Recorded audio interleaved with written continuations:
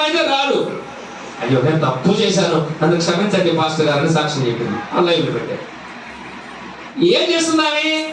నీ కాపరికి నీ భారం ఏందో తెలుసు, నీ బాధ్యత ఏందో ఆయన గుర్తు చేయగలడు. ఆయన కన్నీరు ఎందుకు నిత్యము కన్నీరు కాపరి కన్నీరు విడుస్తాడు తెలుసా? తన గొర్రెలు మంద అడుగు జాడల్లో నడపాలని, వాళ్ళ కుటుంబం దీవించబడాలని, ఆశీర్వదించబడాలని, శోధకుల నుంచి విడిపించాలని ప్రార్థన చేస్తున్న పాస్టర్ని విడిచిపెట్టి, ఈ సొంత సంఘాన్ని విడిచిపెట్టి, నీ కాపరిని విడిచిపెట్టి ఎక్కడ పోయింది? అక్కడ పోయింది. అంతకుముందు ఒకసారి పాస్టర్ గారు చాలా సభలో చెప్పాను నేను. పాస్టర్ గారు ఒక ఆయన వచ్చి హైదరాబాద్ నుంచి ఫోన్ చేశారంట. ఎవరు వేరే పని చేస్తున్నాయి పాస్టర్, 5,000 పాస్టర్ గారు. ఆయన కావాల్సింది 10,000. ఎంత? 15,000. 15,000 అయితే 5,000 పాస్టర్ గారిని అడిగారు. ఎందుకంటే దేవుడు నిన్ను పిలుస్తున్నాడు, అకౌంట్కి ఏమన్నాడంట.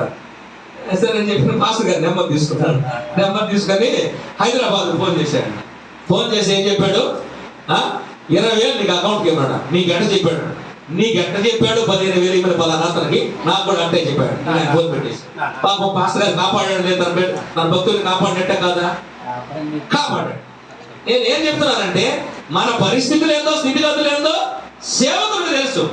ఇక్కడ నిజ సేవకుడైన ఇర్మియా గురించి మాట్లాడుతూ బాల్య ప్రవక్తగా పగటుటకు, నాటుటకు, వెలుగుంటుకు, పడగొట్టుటకు, లేవనెత్తుటకు అధికారం కలిగిన భారతదేశంలో ఉన్న ఇర్మియా ప్రవక్తతో దేవుడు మాట్లాడుతున్నాడు.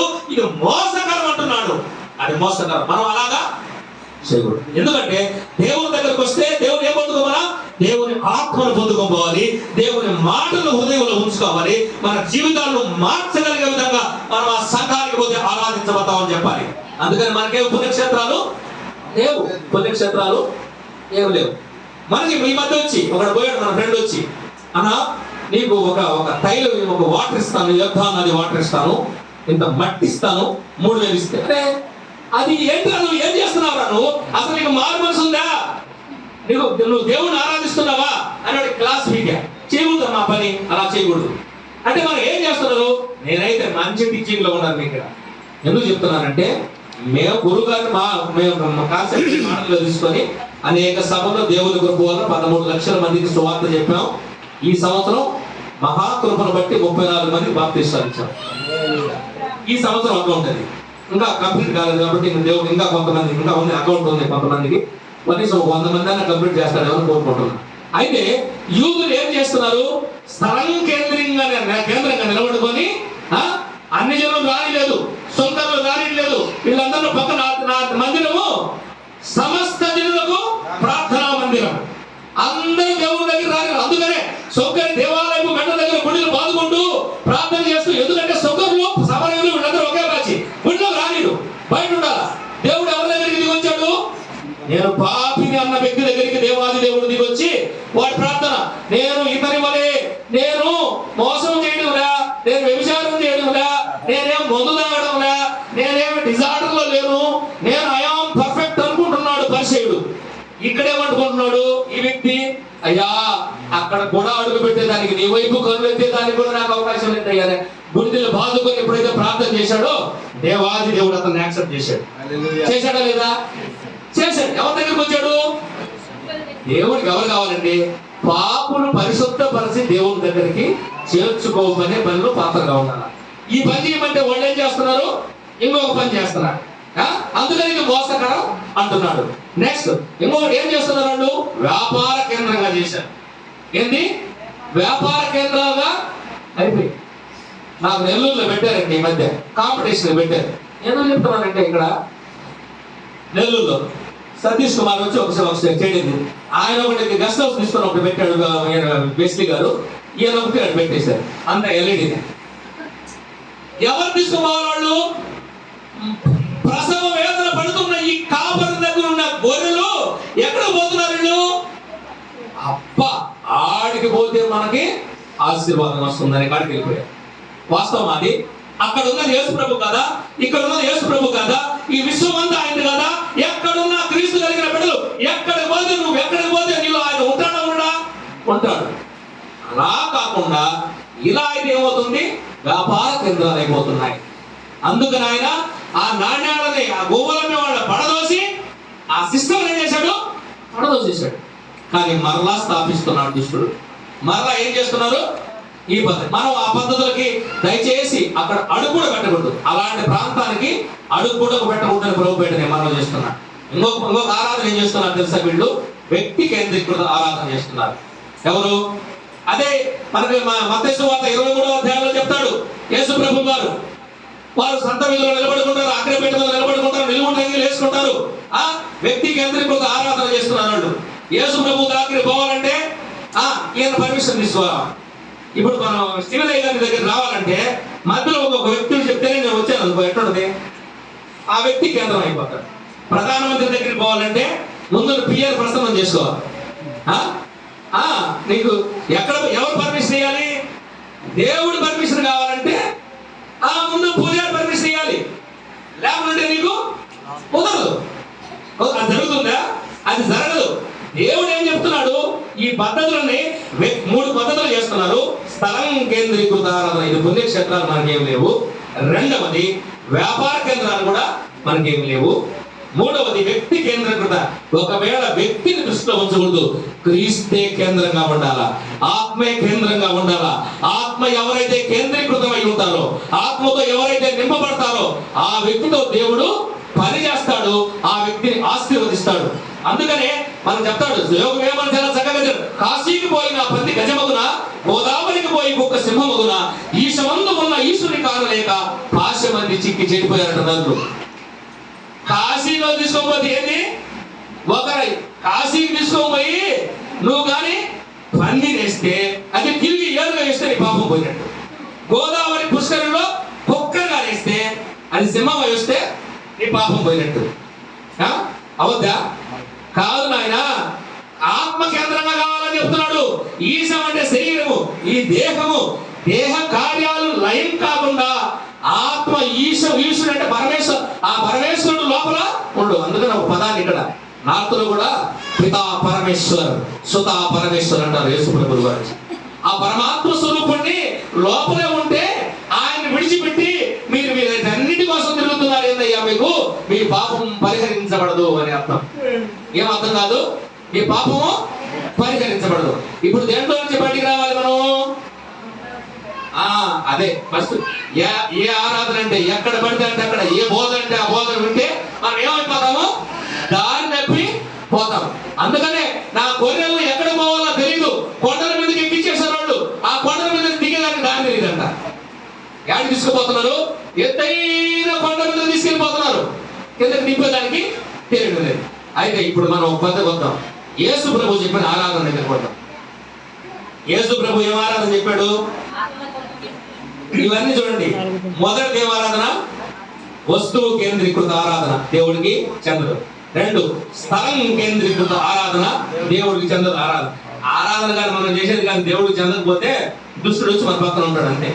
3 వ్యాపార కేంద్రీకృత ఆరాధన కూడా దేవునికి చెందదు. 4 వ్యక్తి కేంద్రీకృతం కూడా చెందదు.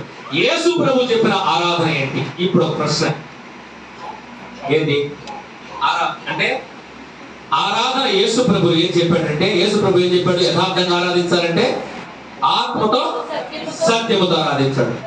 ఇప్పుడు ఇంకొక మీరేంటంటే మన మార్గదర్శనం పొందినవే కదా, అందరం బాప్తిస్మం తీసుకున్నవే కదా, మనలో పాల్పొప్పులు పొందినవే కదా. అయితే నూతనంగా ఆత్మతో జన్మిస్తేనే ఆత్మ కరెక్ట్ అవుతుంది, లేకపోతే కరెక్ట్ కాదు.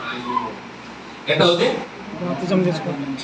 అంటే దీని గురించి చెప్తాడు యేసు ప్రభువు వారు. ఏం చెప్తాడంటే, ఒక వ్యక్తి దేవుణ్ణి ఆరాధించాలంటే, ఆయన దగ్గరికి రావాలంటే ఇక్కడ ఏం చెప్పాలి? శరీర తత్వం తెచ్చుకోవాలి. ఏం తెచ్చుకోవాలా? శరీరం సమాధి చేయబడాలి. శరీరంలో ఉండే తత్వం అంతా తెచ్చిపోతే అప్పుడు కానీ మీలో కానీ ఆత్మతో నింపబడితే అప్పుడు ఆత్మ కరెక్ట్ అవుతుంది. మనం ఎంత అరిసి గీ పెట్టుకున్నా, ఏం చేసినా, ఎందుకు కృపావరాలు మనం పొందుకోలేకుండా పోతున్నాం? ఎందుకు పరిశుద్ధాత్మను మనం పొందుకోలేకుండా పోతున్నాం? మనం ప్రార్థన చేస్తే ఎందుకు దేవుడు ఆలకించడం లేదు? దేవుడు ఎందుకు కార్యాలు చేయడం అనేది లేదు? కారణం ఏంటో తెలుసా? కనెక్ట్ కావడం. అప్పుడప్పుడు కనెక్ట్ అవుతాం. సిగ్నల్ పోయి వస్తూ ఉంటుంది మనకి. సిగ్నల్ కంటిన్యూగా ఉండాలి. ఇప్పుడు ఏంటంటే ఆరాధకులు కావాలంటే ఏం కావాలి? సిగ్నల్ ఎప్పుడు ఉండాలి. క్రైస్తవులకి అప్పుడప్పుడు వస్తుందా సిగ్నల్? అందుకని నేను రీఛార్జ్కి వచ్చిన. ఇక్కడ రీఛార్జ్ అంటే వాడబడుతుంటే కొంచెం ఛార్జింగ్ అయిపోతుంది కదా, మళ్ళీ రీఛార్జింగ్ వచ్చిన గురుగారి దగ్గర. రీఛార్జ్ పెట్టుకోకపోతే మళ్ళా ఎక్స్ట్రాడనరీగా బూస్ట్ వస్తుంది. ఏదో విధంగా నాటబడిన మాట ప్రతి మాట. ఇప్పుడు నా ప్రశ్న ఏంటంటే, రక్షించబడ్డారా? నా ప్రశ్న అండి, ఏం లేదు, మాకు మనసు పొందారా? పొందాం కదా. పొందేశామా పొందుతున్నామా? పొందేశం కుదరదు, పొందుతూనే ఉండాలి జీవితాంతం. పొందేశం అంటే కుదరదు. అది జీవిత కాలం అంతా బలహీనతల చేత ఎక్కడో ఒక బలహీనత మళ్ళీ తారసపడుతున్నాయి. అయితే నూతనంగా జన్మిస్తే దీనిగా చెప్తాడు తీతు పత్రికలో, చాలా చక్కగా చెప్తాడు. ఏంటంటే పునర్జన్మ సంబంధమైన స్నానము చేయాలా అంటాడు. అప్పుడు మాత్రమే ఆత్మ అతని మీదకి వస్తుందంట. ఎప్పుడు వస్తుంది? యోహాను సువార్త 3వ అధ్యాయం నికోదేముతో మాట్లాడినప్పుడు కూడా అదే మాట చెప్తాడు. ఒకడు కొత్తగా జన్మించాలని, ఆ జన్మించే 3 తత్వాలు చెప్తాడు. ఏమని? వాడు కొత్తగా జన్మిస్తేనే అసలు మనం మళ్ళా తల్లి గర్భంలో పోయి ఎట్లా జన్మిస్తానయ్యా అని అడుగుతారు.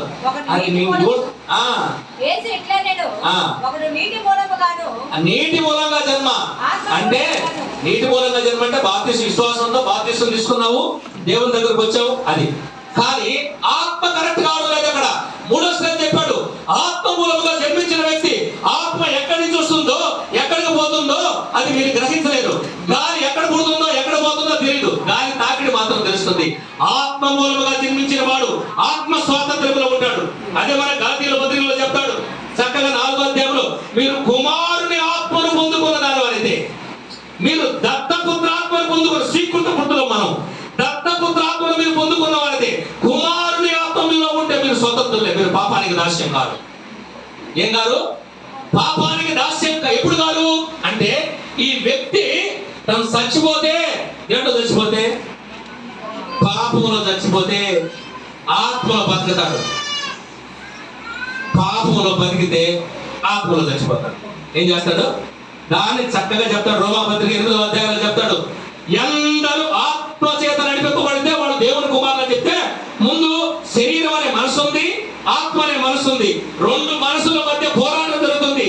గలాతీయుల పత్రికల్లో అదే చెప్తాడు చక్కగా, ఆత్మకు శరీరం వరకు ఆత్మకు 5:17లో 2 పోరాడుతుందంట. ఏంది? ఆత్మేమో దేవుని స్తుతించు, దేవుని ఆరాధించు, నువ్వు ప్రార్థన చేయి, నువ్వు సువార్త ప్రకటించు, నువ్వు ఇతరులను రక్షించు, మంచి సేవ చేయి, మంచి యథార్థంగా ఉండండి. శరీరం ఏం చెప్పుంది? శరీరం ఏం చేస్తే, నువ్వు పాపం చేయి, నువ్వు సుఖంగా జీవించు, నువ్వు ఆనందించు, నువ్వు బాగా తిను, నువ్వు పడుకో నిద్రపో, మందులు ఆనందించు, పొందులు ఆనందించు, అరిషడ్వర్గాల దాంతో ఆనందించు, నువ్వు అనుభవించు రాజా అని శరీరం చెప్పండి. ఇటువంటికి ఏం చెప్తాడు? ఆ గలాతీ పత్రిక చెప్తుంది. ఆత్మ ఏం చెప్పొద్దు, శరీరం ఏం చెప్పొద్దు చెప్తున్నాండి. అది కాదండి, మన దేవుని దగ్గరికి వచ్చినప్పుడు అక్కడ చెప్తున్నప్పుడు ఏమండి, ఇప్పుడు ఆరాధించాలంటే, దేవుణ్ణి ఆరాధించాలంటే ఏంటండి? విమతలు ఏంటండి? కలహాలు ఏంటండి? సమాధానం లేకుండా పోవడం ఏంటండి? గొడవలు ఏంటండి? ప్రేమ లేకుండా ఉండడం ఏంటండి? ఈ అసమానతలు ఏంటండి? ఒకరి మీద ఒకరు ద్వేషాభిమానాలు కలిగి ఇవన్నీ లేకుండా, ఇవన్నీ చంపబడకుండా ఆరాధన అంటే ఎలా చెందుతుందండి? చెందుతుందా? ఇవి చావండి. ఇవి చంపుకోకపోతే ఎవరు చంపుకోవాలి? యేసు ప్రభువుగా చంపేయమని చెప్తే మనం చచ్చిపోతాం. గుర్తుపెట్టుకోండి, మనం చేయాలి ఆ పని. ఎందరూ ఆత్మ చేత శరీర కార్యములు లయపరుచుదురో వాడు జీవించేద్దరు. ఆత్మ చేత ఎవరు చేయాలి ఆ పని? మనమే చేయాలి. ఏం చేయాలా? మనమే చేయాలి. ఇప్పుడు ఒక చిన్న మాటలు మీ దగ్గర ఉంటున్నాం. అప్పుడు మాటలు పౌలు గారి దగ్గరికి పోతాం మనం. రెఫరెన్స్ రాసుకోండి చిన్న. మరి కీర్తనలు 32:2 చూడండి. ఆత్మతో నింపబడిన వ్యక్తులు చేయవలసిన విధి విధానాలని, యథార్థమైన ఆరాధకులు దేవుడు కావాలనుకుంటున్నాడు, ఆయన కోరుకుంటున్నాడు. కాబట్టి నిర్దోషి ఎంచబడిన, ఆత్మలో కపటము లేని వాడు ధనుడు. ఆత్మలో కపటం ఉంటే ఆత్మదేవుడు ఈ ఆత్మ నడిపించడండి. ఆత్మలో కపటం అంటే ఏంటి? వాళ్ళు ఎక్కువ, ఈడు తక్కువ, అసమానతలు. వాళ్ళు బాగా ప్రార్థిస్తున్నారు, వీళ్ళు బాగా ప్రార్థన లేడు. వాళ్ళు స్తుతిస్తున్నారు, వీళ్ళు స్తుతించట్లేదు. వాళ్ళు అవి కలిగి ఉన్నారు, ఈ కలిగి ఉన్నారు. ఇవన్నీ ఆత్మలో కపటం ఉంటే మనతో కూడా ఆత్మ నడిపించడండి. నువ్వు దేంట్లో నుంచి బయటికి రావాలి? ఆత్మ కపటంలో నుంచి బయటికి రావాలా. అందుకనే సౌలు గారు ఏ ఆత్మ కపటంలో దురాత్మ చెవులు పట్టుకుంది, సౌలు పట్టుకుంది. దావీదు యథార్థంగా ఆరాధిస్తే ఏం చేశాడు?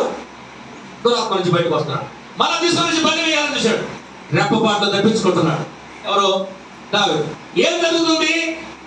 ఆత్మ కానీ యథార్థత కానీ లేకపోతే మనం కానీ ఎప్పుడైతే ఈ కార్యంలోనికి మనం కానీ రాకపోతే, ఆత్మలో కపటం ఉంటే దుష్టుడి చేత మనం శోధించబడతామనే గుర్తు మీకు చేస్తున్నాను. దాంట్లో నుంచి బయటకు రావాలని ప్రభు పేట మనం చేస్తున్నా.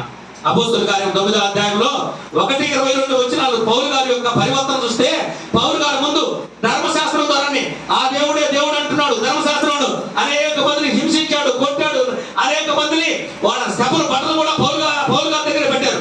స్తెఫను కూడా చంపేసిన బట్టలు కూడా తీసుకొని వచ్చి పౌలు గారి అధికారాన్ని పొందున్నాడు. ఒక్కసారి దేవాది దేవుడు ప్రత్యక్షమై దేవాది దేవుడు దర్శించిన తర్వాత ఆ అధ్యాయంలోనే 20వ వచనాన్ని చదవండి. వెంటనే సమాజ మందిరములోనికి వెళ్ళి యేసే దేవుని కుమారుడని ఆయన గురించి తర్కించుతూ మాట్లాడుతూ ఆయన గురించి ప్రకటించాడు. అప్పుడు దాకా ఏం చేశాడు? ఎంత వ్యవధంతా ఎంత ఎప్పుడు జరిగింది? దేవుడు దర్శనం కలగబడినప్పుడు, దేవుడు ప్రత్యక్షత లేనప్పుడు, మార్పు లేనప్పుడు, హింసకుడు దూషకుడుగా ఉన్నాడు. ఒక్కసారి మారిన తర్వాత ఏం చేస్తున్నాడు? మారిన తర్వాత ఏమవుతున్నాడు? యేసుక్రీస్తును ప్రకటించే విధంగా ఉండాలా. మారిన వాళ్ళు ఏం చేస్తారు? ప్రకటించే వాళ్ళుగా ఉండాలా. మారిన వాళ్ళు ఏం చేస్తారు? రక్షించే విధంగా ఉండాలా. నీకు అందరి ముందు చెప్తున్నా. నేను ఎప్పటి నుంచి వచ్చినప్పుడల్లా నేను చెప్తా, పాస్టర్ గారు వచ్చినప్పుడల్లా ఈ సోది చెప్తాడని. నేను ఏదైతే ఏడుస్తున్నానో నేను రోజు కన్నీళ్ళు విడిచి, మీరు ఒక్క అన్యుడన్నా రక్షించిన సాక్ష్యం ఉందా? ఒక్క కన్నా సువార్త చెప్పి నీ వ్యక్తి ఎలా ఆరాధన అంటే నీ క్యారెక్టర్ ద్వారా, నీ పద్ధతి ద్వారా, నీ భక్తి ద్వారా, నీ ప్రవర్తన ద్వారా, నీ మంచితనం ద్వారా, నీకు వాళ్ళతో నీకు సహవాసం ద్వారా ఆ వ్యక్తిని రక్షించిన అనుభవంలో ఉన్నారా? అయితే రక్షణ ప్రశ్నార్థకం. రక్షణ ప్రశ్నార్థకం. నీవు ఆత్మ చేత నింపబడిన ప్రశ్నార్థకం. నీ ఆరాధన ప్రశ్నార్థకంలో ఉంటుంది. గుర్తుపెట్టుకోండి. ఆ అనుభవంలోని కానీ మనం రాకపోతే ఏమవుతాము? దేవుని పనిలో ఉన్నట్ట, నీ పనిలో ఉన్నట్ట? ఏ పనిలో ఉన్నట్టండి? మన పనిలో మనం ఉన్నట్టు. దేవుని పనిలో మనము ఆయన పనిలో లేకపోతే, ఆయన ఇంటి వారం కాకపోతే, ఆయన పాత్రలో కాకపోతే, ఆయన మందిరంలోనికి మనము యోగ్యత కలిగిన ఆరాధన మనకు దేవునికి స్వీకరించలే. మనం ఆ ట్రాక్ లో లేకపోతే చూడండి. తిమోతి రాసిన 2వ పత్రిక 3వ అధ్యాయం 10-12 వచనాలు చూడండి. తిమోతి రాసిన 2వ పత్రిక 3వ అధ్యాయం 10-12 వచనాలు. అయితే నీవు నా బోధను, నా ప్రవర్తనను